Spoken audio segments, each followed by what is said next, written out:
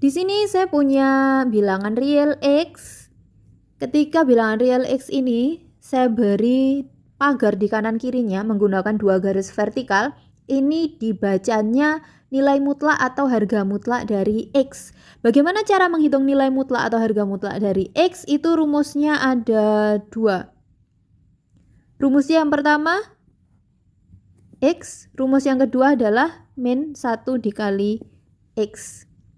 Kapan kita menggunakan rumus yang atas, kapan kita menggunakan rumus yang bawah, itu tergantung dari bilangan yang menggantikan variabel X yang di dalam tanda mutlak ini. Kalau bilangannya merupakan bilangan real yang positif atau lebih dari 0, atau 0 itu sendiri, maka kita pakai rumus yang atas. Tapi kalau bilangan X-nya yang dikenai tanda mutlak itu bilangan negatif atau bilangan yang kurang dari 0, kita pakai rumus yang bawah. Sekarang saya akan memberikan contoh ketika variabel X ini saya ganti dengan bilangan real. Di sini misalkan di sini kalian ada suatu soal. Soal itu kalian diminta untuk mencari nilai mutlak dari bilangan 5. Nilai mutlaknya berapa? Bagaimana cara menghitungnya? Rumus mana yang dipakai? Rumus yang atas atau yang bawah? Yang atas ini atau yang bawah ini? Kita lihat di sini. Di situ X-nya adalah bilangan 5. 5 ini adalah bilangan positif atau bilangan yang lebih dari 0. Karena 5 lebih dari 0, berarti di sini 5 itu masuk di interval yang ini, maka kita pakai rumus yang atas. Jadi rumus yang atas menyatakan nilai mutlak dari X itu sama dengan X. Jadi nilai mutlak dari 5 itu sama dengan 5 itu sendiri. Seperti itu. Nah, untuk contoh yang kedua, itu bilangan X-nya itu adalah bilangan real 0. Rumusnya juga tetap pakai yang atas. Kalian bisa perhatikan di contoh nomor 2. Sekarang saya akan lanjut ke contoh nomor 3 untuk bilangan ketika X-nya bilangan negatif. Saya di sini contoh pakai min 5. Min 5 bilangan negatif, berarti min 5 itu kurang dari 0. Berarti dia masuk di sini, yang ini. Karena masuk di sini, rumusnya yang dipakai yang bawah. Jadi, rumusnya menyatakan nilai mutlak dari X-nya ketika X-nya kurang dari 0, pakai ini. Sekarang kita tinggal masukkan, kita substitusikan variabel X-nya. Saya hanya mengikuti aja di sini. Nah, seperti ini. Min 1 dikali min 5. Hasilnya positif 5. Pertanyaannya, bagaimana kalau nilai mutlak yang dicari itu bukan nilai mutlak dari bilangan real biasa, tetapi dari suatu bentuk aljabar, misalnya bentuk aljabarnya X min 3. Seperti ini. Bagaimana hasil nilai mutlaknya? Langkah pertama, di sini saya memisalkan dulu, karena X ini sembarang bilangan real. Ketika bilangan real X dikurangi 3, hasilnya nanti juga berupa bilangan real ya, yang beraneka ragam bervariasi. Jadi saya misalkan aja pakai variabel Y. Masuk ke langkah kedua kita akan mendefinisikan nilai mutlak dari Y. Nah, seperti ini, kita mengikuti definisi nilai mutlak.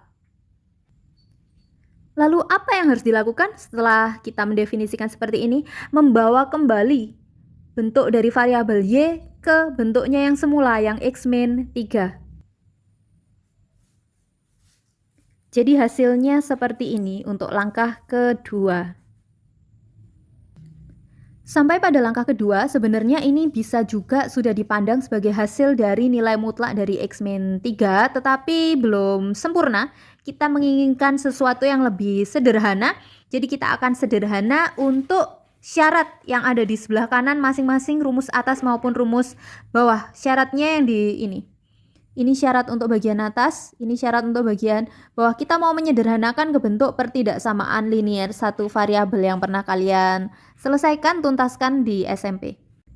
Jadi permasalahan yang tersisa itu adalah bentuk pertidaksamaan linier satu variabel yang menjadi persyaratan dari rumus atas maupun persyaratan dari rumus yang bawah.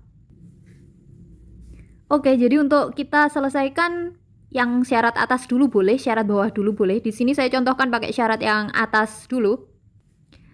Ini pertidaksamaan linier satu variabel, bagaimana cara menyelesaikannya kalian sudah tuntas di SMP.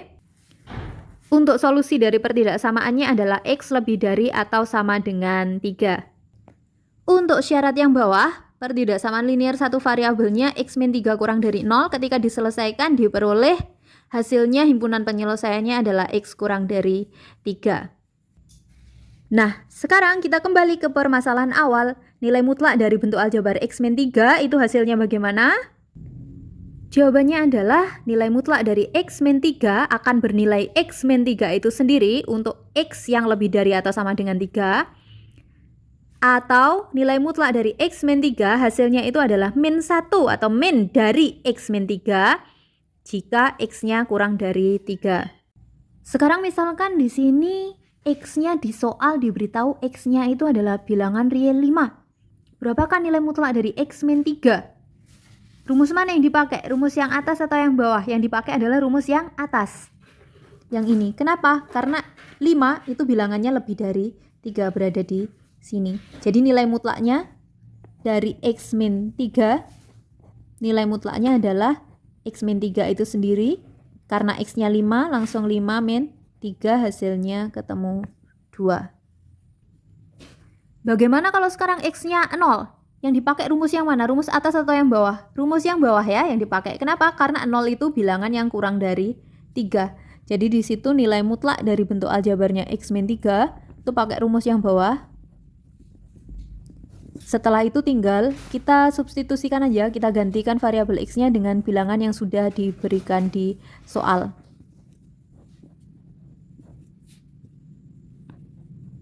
Nah,